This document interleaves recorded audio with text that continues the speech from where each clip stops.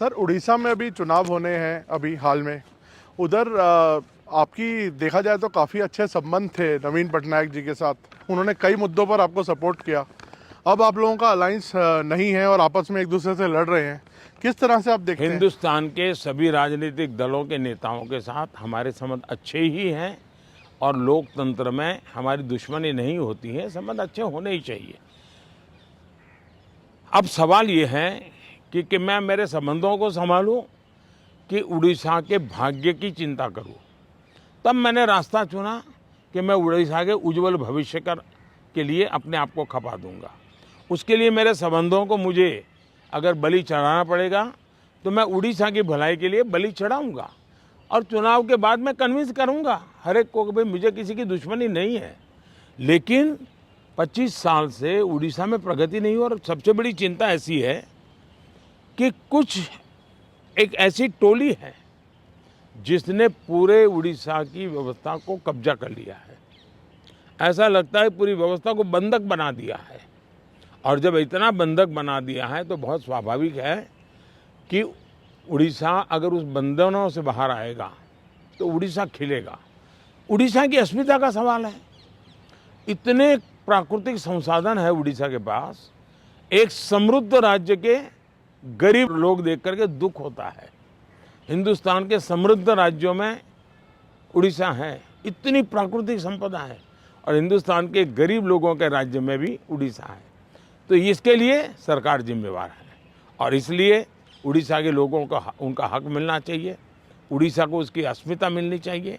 उड़ीसा का भाग्य बदलने वाला है, सरकार बदल रही है।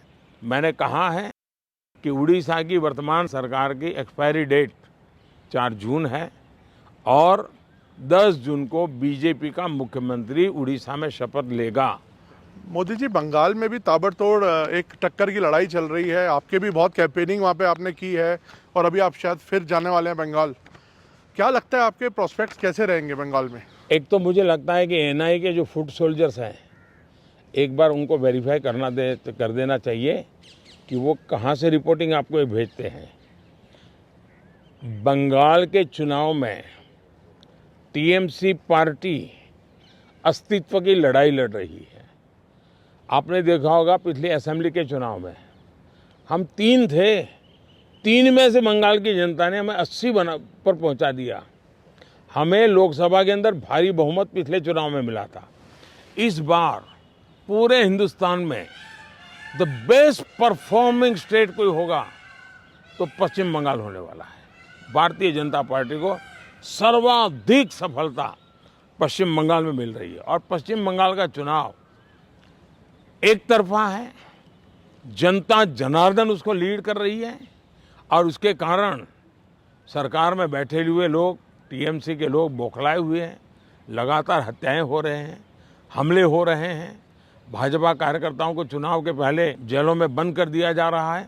इस सारे जुल्मों के बावजूद भी मतदान भी जनता ज़्यादा कर रही है और वोट भी ज़्यादा हो रहा है।